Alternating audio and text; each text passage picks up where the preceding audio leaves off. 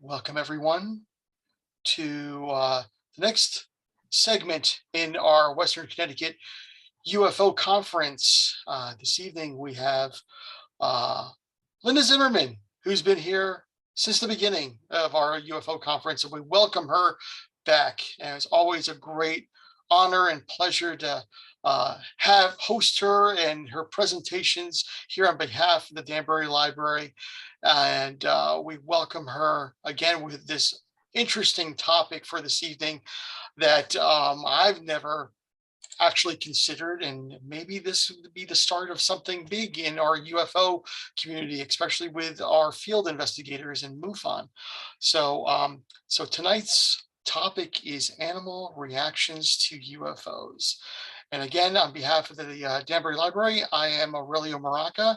I bring you this Western Connecticut UFO conference on behalf of the Friends of the Danbury Library. And again, just want to thank you for joining us this evening. And let's get started. Linda Zimmermann, always a pleasure to have you here with us. Thank you so much. And thank you for all your effort in putting this together. The fact that we can do it in person and via Zoom is just wonderful. And as we were saying earlier, hopefully next year we can all get together in the same room again. Certainly, I'm not sure how many people we're going to get this Saturday, but just know that we will keep this hybrid option ongoing. So we're going to have the moving forward, the Western Connecticut UFO conference will be both in person and virtual. So I know a lot of folks can't make it to the Danbury Library, but it's not going to stop you from attending the UFO conference. Absolutely. And it's the best thing for researchers who may not be able to make it as well. We want this information to get out, and obviously the more the merrier. So shall I dive right in? Go ahead. Okay. So as some of you might know, I have been researching and writing about UFOs for a long time. And many of the witnesses would start by saying, my dogs were going ballistic and I got up to look outside and that's when I saw the UFO. Or the horses or the cattle were making these strange sounds and that's when I saw the UFO. And I was joking at one point saying, boy, if it wasn't for animal reactions, we would miss, half the UFO sightings. And then, the little the little cartoon light bulb went off over my head. And I was like, well, wait a minute. What is it they're seeing or sensing or hearing or feeling that makes animals sensitive to whatever these craft are?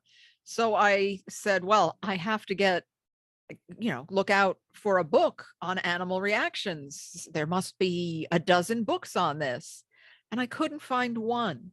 I found some people who in the 50s and 60s, they made a catalog of animal reactions, which was a great resource, but they were just listing cases that had animals in it. There was an excellent paper by a MUFON investigator in 2005 that gathered about 100 cases and, studied all the aspects of it. So there was some information out there, but for the most part, people did not look at animal reactions as anything important to the field. And I completely disagree. I think this is of the utmost importance. And I think it will be a great tool moving forward. So let's get into it. Well, what can animal reactions tell us about the nature of the UFO phenomenon? And I think they can tell us an awful lot. Let's go to the first case I want to talk about. Muscatine, Iowa, a tiny little town on the Mississippi. And we're going back to July 22nd, 1981, 3:10 a.m. A man by the name of Al Wagner had the job of the nighttime toll taker.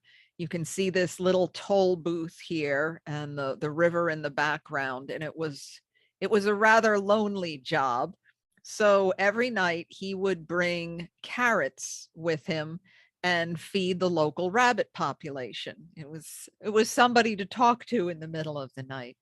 So when he went out to see the rabbits on his break that particular night, he saw all of the rabbits were stretched out, their arms and legs sticking out. They were motionless. They didn't move as he approached. He thought for some reason all of these rabbits were dead. He couldn't understand what had happened. And at that moment, he sees a light on the other side of the river and looks over, and there's this orange yellowy craft all lit up that's moving in a very unusual step pattern, up over, barely clears the bridge and then takes off towards the west.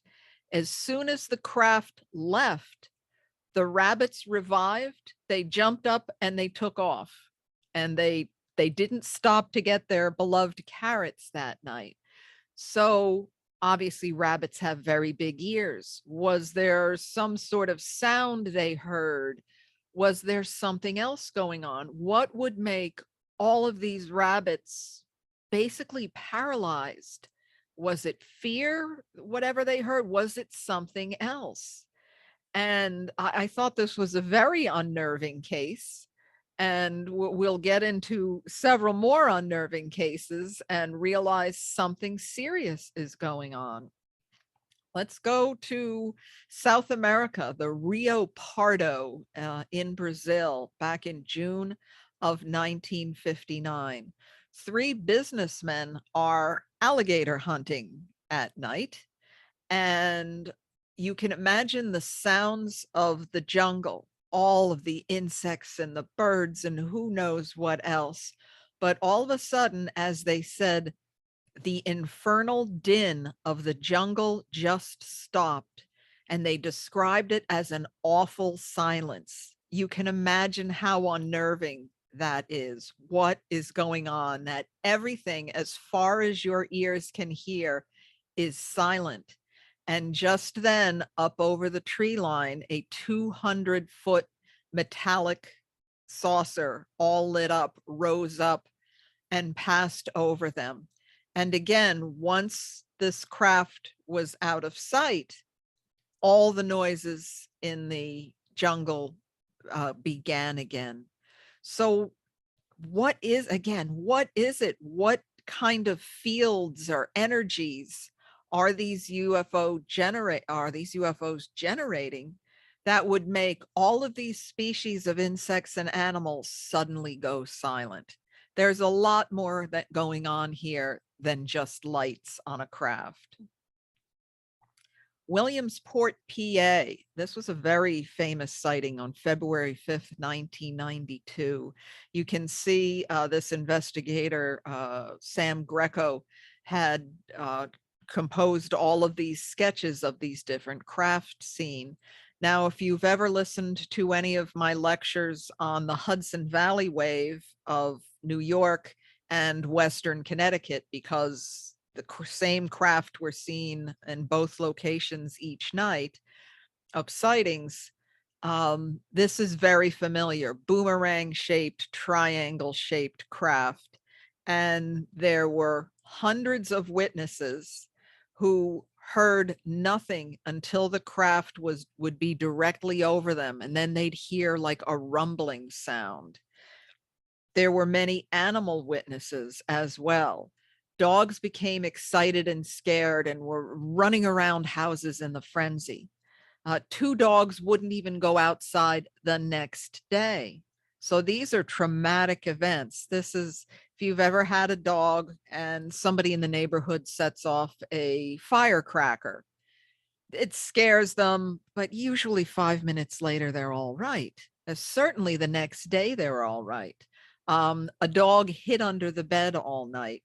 Now, I've never had parrots, but apparently when parrots fluff their feathers and perk up their ears, they're very agitated. And somebody had 3 parrots that got very, very upset by this craft. And then there was a rabbit who hid in the back of his pen.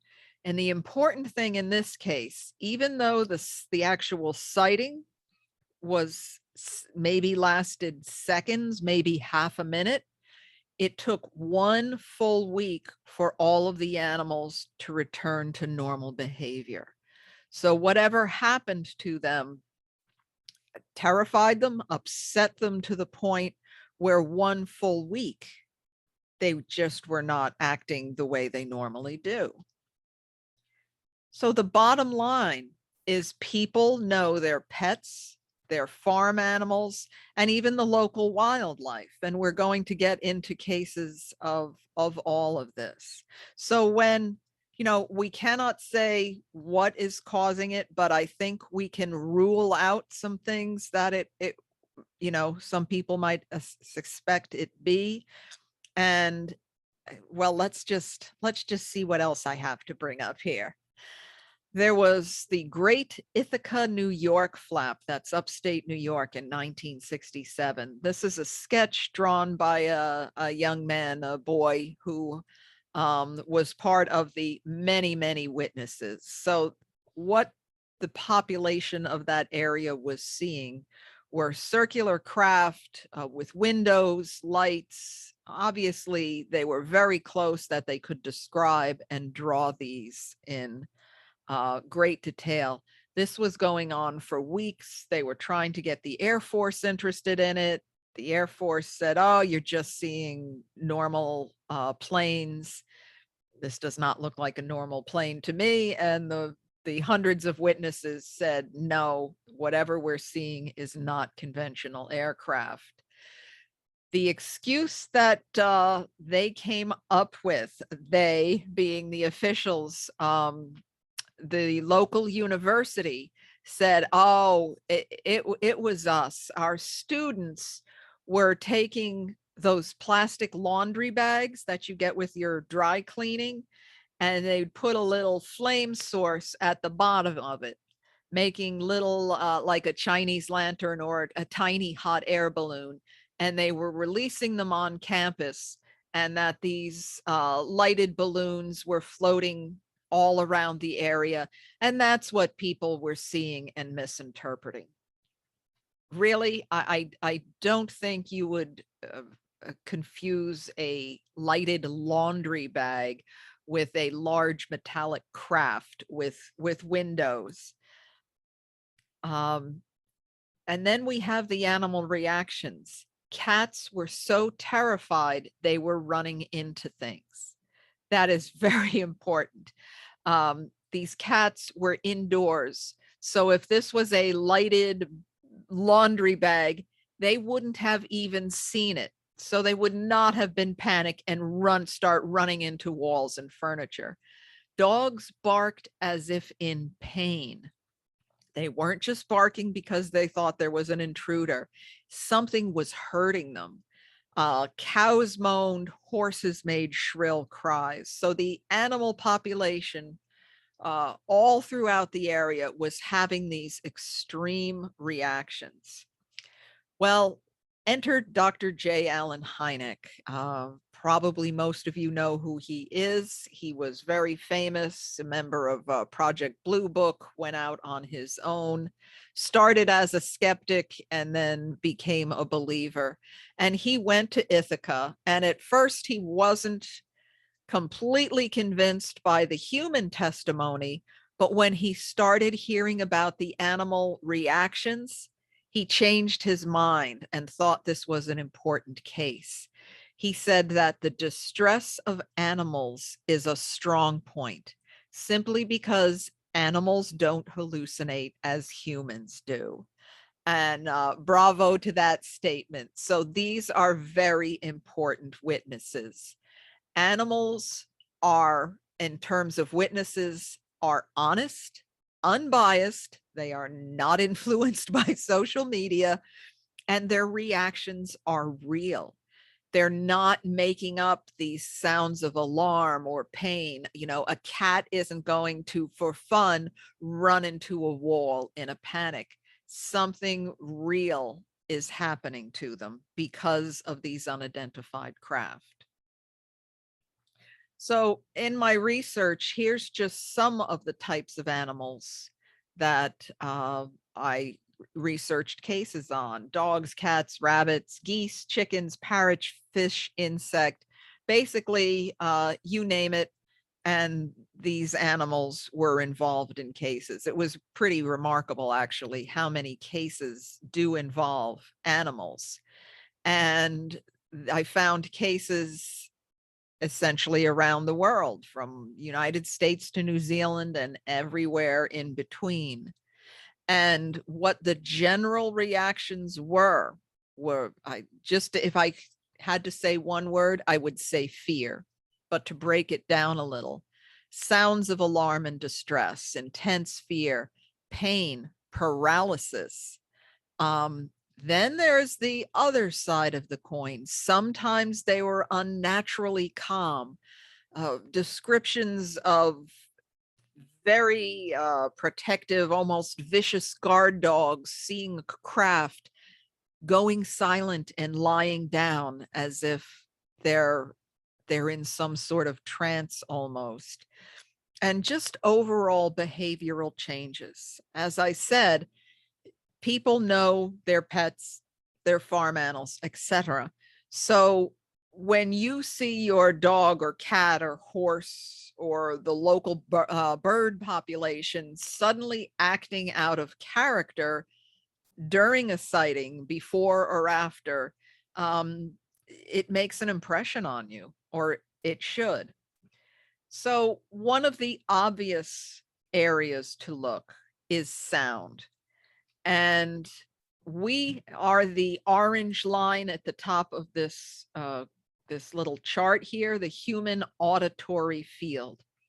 Essentially, and I have to qualify this, healthy young people, humans, hear from 20 hertz to 20,000 hertz. We were talking about maybe we'll have this conference in 20 years from now. Well, I guarantee you I will not be hearing at 20,000 hertz in 20 years from now. So the human auditory field gets cut down a little bit. But there are also infrasounds, which animals like elephants and whales hear in a lower frequency. But dogs and cats are remarkable. Cats can hear up to 89,000 hertz. Dogs hear to about 45,000 hertz. Not only do they hear in a higher range, they can hear at a greater distance.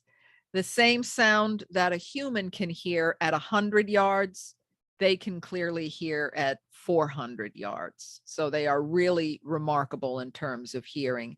And then there's the very ultra high frequencies, bats with their echolocation, or dolphins. But it's very difficult to interview a bat or a dolphin about their UFO experiences. This is a lot of information, but I just wanted to give you this list. Again, humans here are the purple line, and you can see all of the animals beneath us on that line here at higher frequencies. But what is also important is the animals who hear at frequencies below us. And I will get to that shortly. Just parakeets, canaries, chickens, very important. Here again, I'm just highlighting some of the normal animals that are around us in our daily lives. You can hear how much better, see how much better they hear. Poor cats get a bum rap. I hear so many people, oh, my stupid cat, he stares at nothing. And I can guarantee you, your cat is looking at you and saying, what is wrong with this human? Can't he hear the squeak of the mouse in the wall in the next room? That's how sensitive their hearing is. So maybe your cat still is crazy, but he has such extraordinary hearing. He is simply hearing things you are not. And again, I wanted to highlight like the chicken, who has a very narrow, from maybe 120 to 2000 hertz.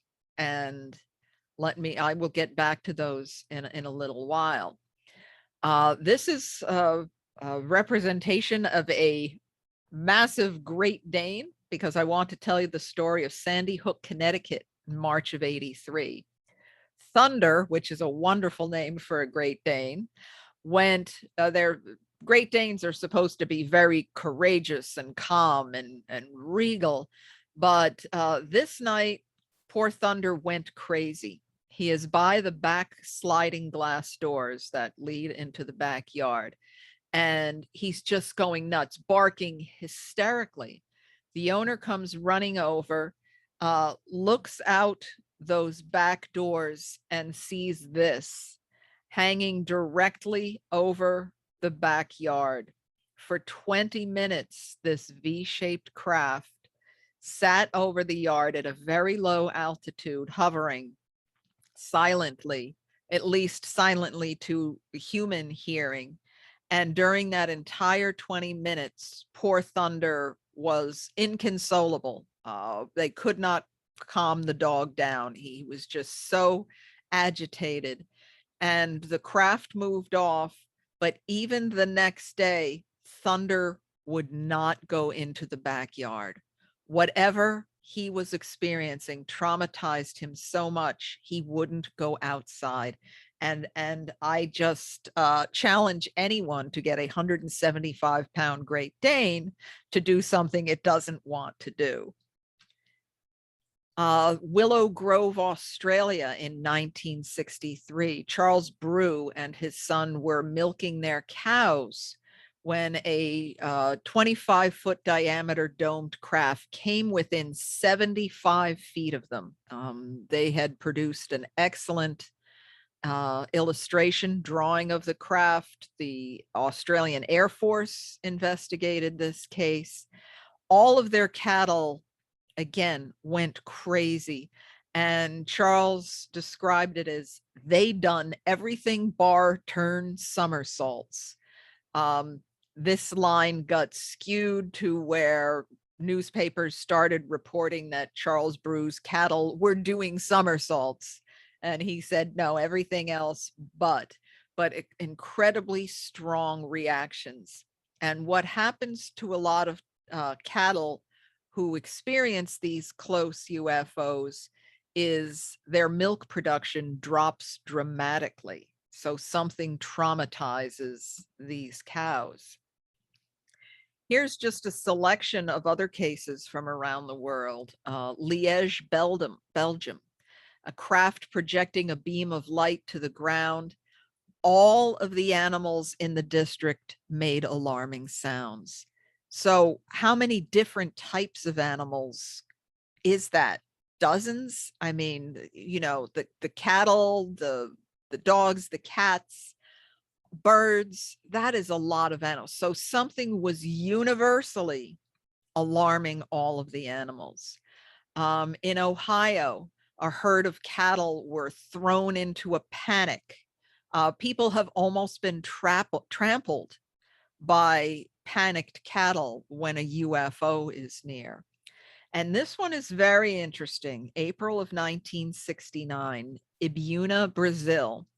2 balls of orange light the size of car headlights danced around for an hour. And this was happening on a somewhat regular basis. And what witnesses said was just before the lights appeared, all of the pigs, dogs, geese, and fowls made a loud disturbance of fear and pain. So here's a case where before these balls of light even appeared, all of these animals were exhibiting fear and as if something was physically hurting them. Okay, what I think is a strong contender for animal reactions, in addition to sound, are magnetic fields. And one of the reasons I say that is, remember chickens and their really poor hearing? Chickens and other birds have extremely strong reactions to UFOs as other animals do. They may not hear well, but what they can do is sense the Earth's magnetic field. We all know about homing pigeons. It's not that they have little road maps that they carry along, but actually, in a way, they do. They have something called magnetoreception. I have to thank the University of Illinois for this amazing graphic, because birds have uh, certain magnetic particles, magnetite particles in their beaks, and they also have special proteins in their eyes I'll get to in a little bit. This is this is a representation of what they see in the sky. They are literally seeing road maps in the sky. They see the curvature of the magnetic field. So when you release a homing pigeon and it somehow miraculously comes back, it's not a miracle. It's the science of their physiology, where they just follow the curved path of the magnetic fields back to where they belong. So, as I mentioned, magnetite in the beaks, they're like little compasses in the beak. And as you can see on the left here, if a bird turns its beak, those little, almost little, like little compass dials will turn. So they're always aware of where they are, what directions they're going. They're just remarkable animals, yet they have very poor hearing. This was just a lot of information that I don't expect you to see, to absorb. But here's a little cartoon. Oh, so I see you're off on your travels again. There's an increase of cryptochromes in the eye. Cryptochromes are proteins that sense magnetic field. If you're really into science, there are articles like this that describe it at basically the atomic level of what is going on with cryptochromes. But just think of them as like, again, magnets in your eyeballs or in bird eyeballs. I came across this a short time ago, that none other than Albert Einstein had written to a letter to somebody, that they're hoping that the investigation of migratory birds and carrier pigeons may someday lead to an understanding of some physical process which is not yet known. Well, we are finally, this was 1949, we are finally coming to know how birds and other animals use magnetic fields.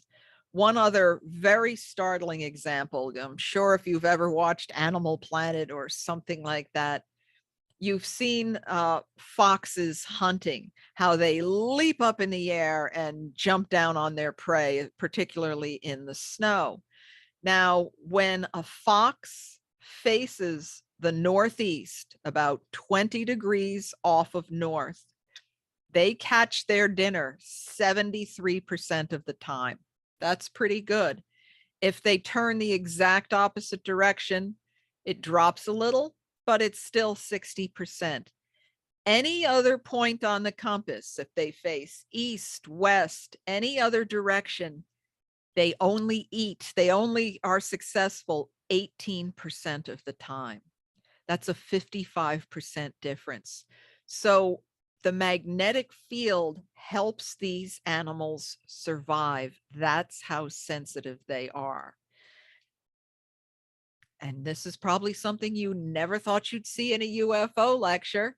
If you have a dog, not when they're on a leash, if they're just free to go into a field or a yard, they prefer to face north when they go to the bathroom. That's how important magnetic fields are to animals. So what kind of animals have magnetoreception? Here's basically all of them, and all vertebrates, which means people like us have magnetoreception. Scientists do not want to admit that yet, but we have magnetite in our brains. We have cryptochromes in our eyes. And how many times have we heard over the years from witnesses, I just felt that something was coming, something was out there, and then I saw the UFO. Well, we know UFOs generate strong electromagnetic fields because cars stall, radios go staticky, there are power outages. So, is that what's agitating all these animals? Is it like putting somebody on a roller coaster and turning them upside down if these craft are approaching and these animals are sensing these strange electromagnetic fields? Again, you know, we have what's necessary to sense magnetic fields, and some people are very sensitive. I think what happened is once we all, as a group, moved inside, and now we're surrounded by Bluetooth and computers and refrigerator, you know, all of these artificial electromagnetic fields, I think a lot of people have lost their sensitivity to natural Earth's fields. One more point on this. There's a tribe in Australia, the Cook Thayor. Their language is the language that has given us the word kangaroo. There's something you can talk about at your next party. However, they have no words for left or right or forward or back.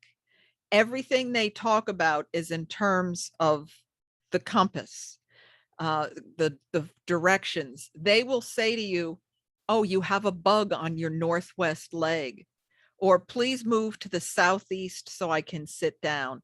They live in nature. They are so finely attuned to things that they feel the magnetic fields as it's just another sense they have. And really, people around the world have this ability. And I think if we all spent more time outdoors, we might develop that ability better. So again, this is an illustration of proposed magnetic fields around a craft. How disturbing would this be to a chicken, a dog, a horse who's very comfortable in their magnetic field, and then suddenly a UFO comes by and stirs up that field, and probably it's very, very agitating. So there's some other possibilities to research. The sense of smell. We know dogs are remarkable. If the wind is blowing right, they can smell something from 12 miles away. Sight, vibration and pressure. I go into this in the book. Cat whiskers, manatees have whiskers. How many animals have whiskers? Those are for sensing vibration. Animals like birds are so sensitive to pressure that they can detect a difference in 15 feet. That's how sensitive they are. So there are stories of UFOs that are exerting so much pressure, they actually knock people down. So is that something that animals are sensing? Radiation, heat, and maybe there's a sixth sense. A lot of people have that sixth sensibility, and I wouldn't doubt that animals do as well. So it's not just, oh, a dog barked and saw a UFO. Why? You know, there's all of these topics to look into. So as I was saying, these are real and traumatizing events. And this is just some of the repercussions. There was a case where canaries were so traumatized by a UFO that passed over, they wouldn't even sing for 2 days. I mentioned the cows not giving milk for a day, a week. And if you're a dairy farmer and suddenly all of your cows go dry for a week, that is a very expensive UFO sighting. Dogs can refuse to go outside for days, maybe even longer. There's a case in Cornwall, New York, where this big, strong, brave dog wouldn't go out in the backyard for months alone. And he was their guard dog. And how traumatized was this poor dog. They'll hide under beds. Sheep are scared out of their pens. They'll actually leap out of their pens and won't go back into them again for days or a week. In the case of where there might be like not exactly a crop circle, but a depression or a burned area where there was a landed craft, some animals refuse to go to that site, maybe forever. There was a case in Australia where there were these burned spots where circular craft were seen landing. A horse refused to go near that site the rest of his life. So some residue of something was left behind at those sites. So what can animal reactions teach us? Well, we can't say exactly what it is, but we can certainly say what it isn't. Dogs and cats don't go hysterical because of the planet Venus or swamp gas or Chinese lantern or weather balloons. All of the dogs I ever had in my life never barked at an airplane or helicopter. Certainly if there's an aircraft buzzing low, scaring the animals, that's something different. But they just don't pay attention even if an American Airlines craft is going overhead. So essentially anything routine or ordinary, animals are not going to react in these extreme ways. So I said, maybe I should start and go back to examine some of the famous cases or better known cases. Some of these cases we've heard ad infinitum on TV shows and books. But if we look at it from the animal perspective, is there anything new we can learn? And actually, yes. For those who are familiar with the Exeter, New Hampshire incident, there's plenty of information available online about this. Essentially, this young man, Norman Muscarello, was walking home late one night and these UFO came low, red lights. He jumped into a ditch. He was so afraid. He gets a ride back to town, tells the police, and he figures no one's going to believe me. But they did believe him because people were calling about these UFOs. So one of the police officers came back to the location with him. And this, I just love this illustration. You can see that the police officer actually is drawing his gun and then realized I probably shouldn't shoot at these things because I don't know what they are and what they're capable of. But a lot of people say, oh, it was just planes refueling or it was normal aircraft.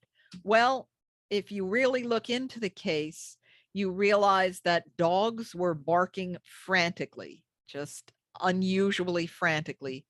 The crickets, like in the Amazon, they all went silent. All the insects went silent. And horses kicked madly at their stalls. Farmers reported that the inside of these stalls were actually damaged because the horses were so frantic trying to kick their way out of their stalls to get away. Again, if this is a conventional jet, it's a United Airlines plane flying overhead, horses are not going to risk injuring themselves to knock their way out of their stalls. So something happened that night that I think reinforces what the human witnesses said they saw. The Betty and Barney Hill case, arguably the most famous abduction case. We always talk about Betty and Barney, but very few people realize there was a third witness, Delcy, their dachshund. Poor Delcy, when he got home, she got home, was having nightmares. I'm sure you've seen dogs have nightmares. Their little paws are going and they're barking in their sleep. These were not happy dreams. These were nightmares for weeks and weeks that went on. And the dog had some health issues after that. So something happened on that trip that caused this poor dog to be traumatized, which again, can we say it was an alien abduction? But no, but it's a very vital piece of the puzzle that an animal witness can corroborate something traumatic happened to these people. One of my favorite all-time cases occurred in Delphos, Kansas in 1971. This is farmer Ronnie Johnson and his dog Snowball, who is so covered in mud in this picture, he doesn't look like much of a snowball.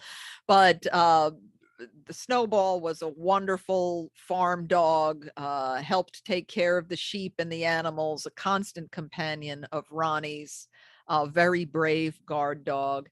And what I have a picture in the upper left here was the craft that they saw left a luminescent ring on the ground where it was hovering. And apparently it was so bright you could film it. I mean, you could read by it. This was filmed, taken pictures of, investigated, a lot of information on this. But I've seen so many shows that talk about this case. And this was something what the craft looked like. They said it sounded like a out of balance washing machine and kind of shaped like a mushroom. But all the coverage it's received over the years on television, most people forget to even mention the animal reactions. Poor Snowball, during the time of the sighting, was silent and hunched down and either paralyzed or terrified. For the next week, he was afraid to be outside. Now, think of this. This was this dog's terrain. He was lord and master of the farmyard. He wouldn't even stay outside. He ruined two wooden doors, scratching on them, desperately trying to get in. Didn't want to be outside. The sheep kept jumping out of their pens for the next week. They were traumatized. Just a lot of physical reactions. So skeptics say, oh, that was just glow in the dark fungus that appeared on their farm. Well, I don't think sheep would jump out of their pens because, oh my God, there's a ring of fungus. And certainly Snowball would not claw his way through two wooden doors in terror of fungus. And Rendlesham Forest. How many times I often say I'm going to scream if I hear anything about Rendlesham Forest again. December of 1980. There's so much information on this. If you are not familiar with the case, essentially it was a U.S. Air Force base where officers and personnel had sightings over 2 different nights.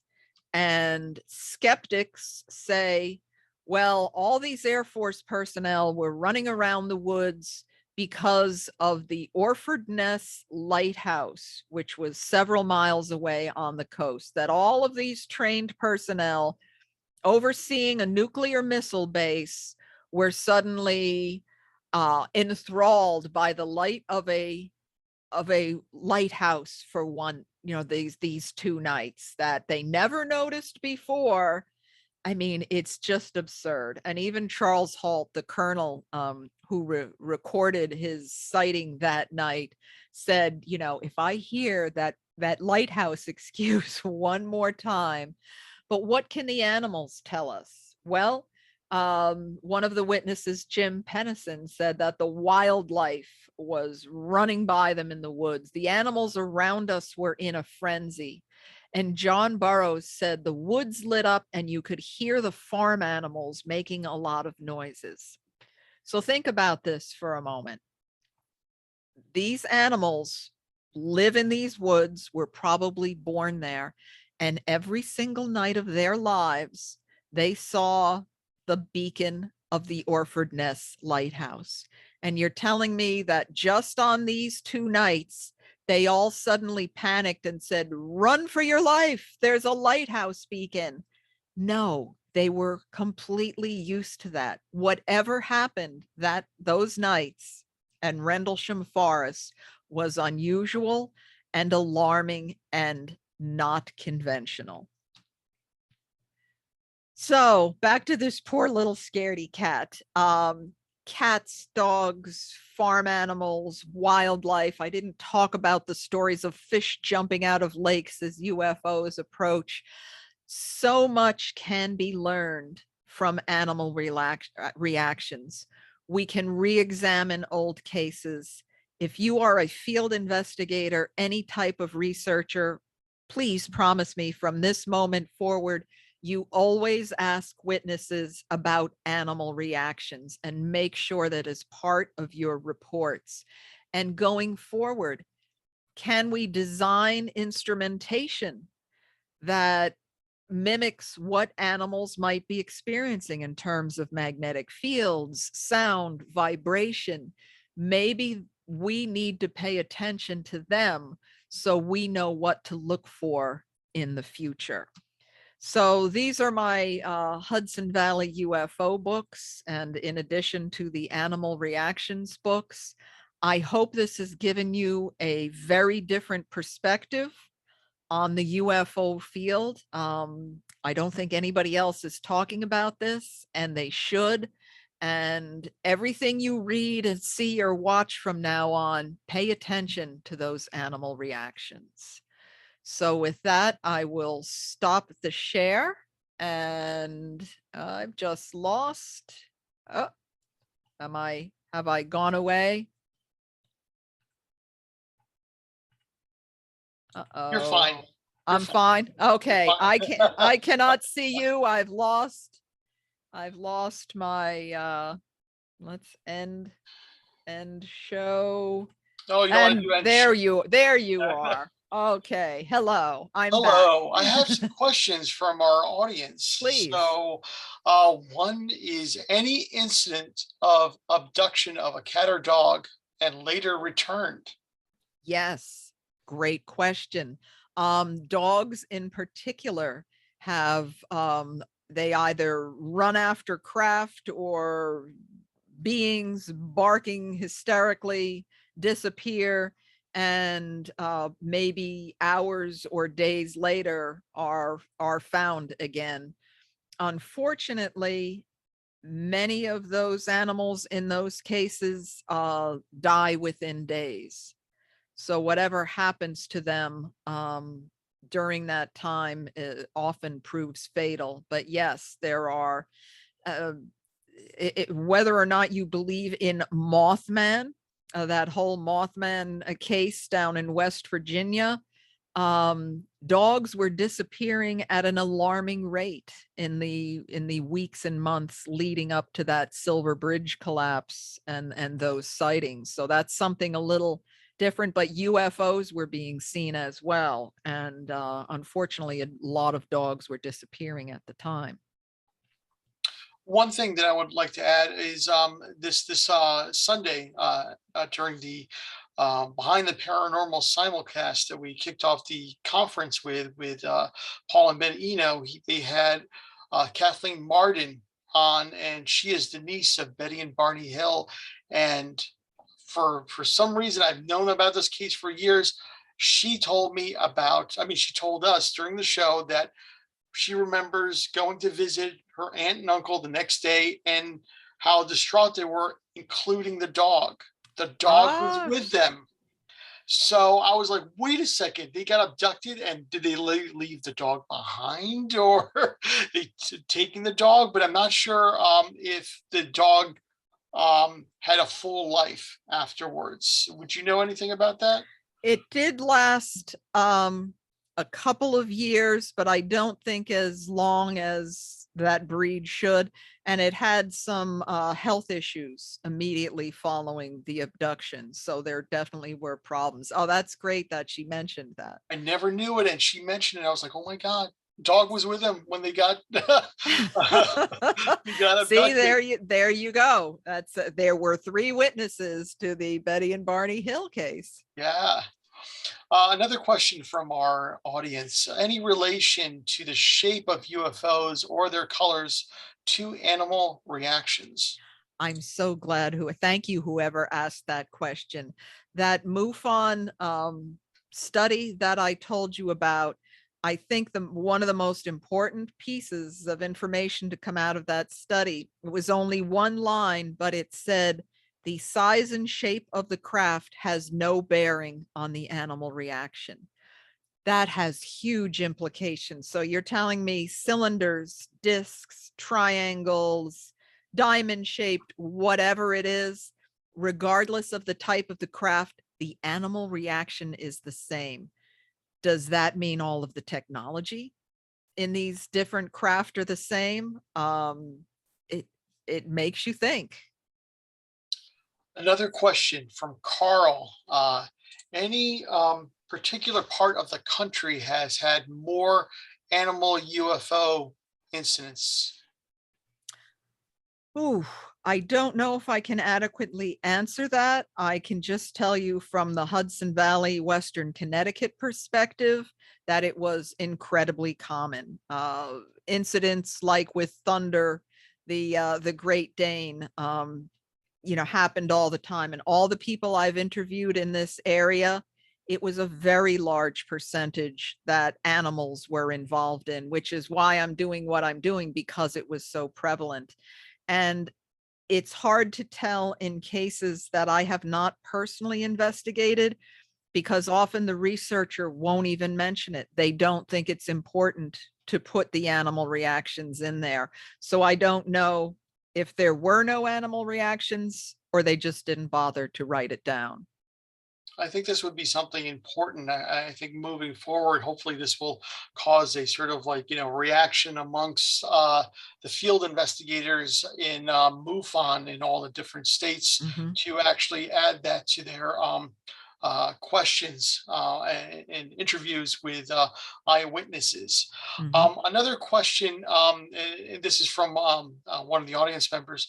Um, what about cow mutilations? How do the cows react? With all those. And so I know we don't have it here at this part of the country, but there are parts of the Midwest and out west that, have had those incidents of cow mutilations. Fortunately, we don't have that here. But any sort of like insight into that, Linda? Yes, I did not cover cattle mutilations because we don't know the reaction of the cattle before the incident took place. But one investigator said something very interesting. Maybe all of these animals are reacting with such fear because they inherently know nothing good is going to come of the interaction with these UFOs, that perhaps dogs that are taken and end up dead, cattle, horses that are mutilated. Um, these animals fear these craft for a reason, because they know what could happen. And I thought that was an interesting take. I think that might be something you may want to check out the first season of Skinwalker Ranch Yes. on the History Channel, and I just watched that with my kids this summer on Hulu to get them interested into the UFO and paranormal field, and now they're avid believers. But Excellent. one of the things that now made me realize that I'm putting, connecting the dots, there is a couple of episodes where they deal with a not particularly a cow mutilation, but a cow death after a sighting of a UFO over the ranch. And they said when they did a field autopsy of the animal that it died of fright. So you There may you want to go. review that and check it out. There you go. Yeah, yeah, because obviously these poor animals are terrified, uh, even more so than we are, uh, in some cases, because they are more sensitive to what is happening, the sounds, the sights, the smells, the magnetic fields. They know that this is not a good thing that is happening to them. All right, we got two more questions, and then we have to actually end this wonderful presentation for the evening. First question: do you think that UFO activity could be linked to beached whales a few years back? Wow. I had not thought of that, but Yes, yes, because there are USO. That is great. Oh, you've got the wheels turning Oh now. yeah, that's a good question. Yeah, because they think sometimes there could be a magnetic anomaly, electromagnetic anomaly in the Earth's field that disorients them. But that's, oh, wow, that's brilliant. I mean, if there are craft under the water producing these fields, that will absolutely hugs and kisses to whoever just gave that That's to question, Gina. because Thank you, Gina. thank you, Gina. Wow, great thought. Okay, we have one more question, and then we have to actually call it an evening. Um, One question: what about the Phantoma incident? Any animal reactions to the apparition that appeared there? I do not know, but that is very important. I will probably tonight be looking into that as well. I am so appreciative of everybody's react. This is exactly what I'm hoping to spur people to start thinking, well, wait a minute, what about that? And what No. about that?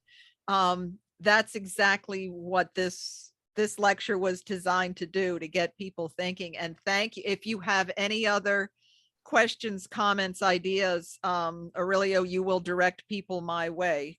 Yes, definitely. And I actually sent a reminder email today for everyone to tune in. That has Linda's email on there. So if you want to reply to her from that reminder email for tonight's presentation, please reply back to her on that email, or just send me an email. My email is amuraca@danburylibrary.org. And I think that's it for this evening.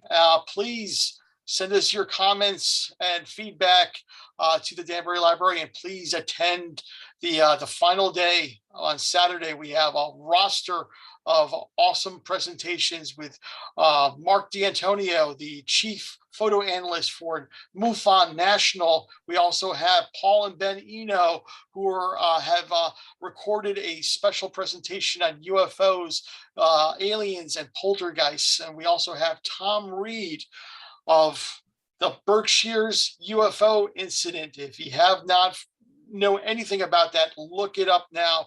It is a very chilling encounter he has had with extraterrestrial entities. And we're going to close out the UFO conference with the amazing and awesome Michael Schratt, who Linda brought here many years ago, and now he can attend this conference via Zoom. So please, everyone, check out the final day of the Western Connecticut UFO conference.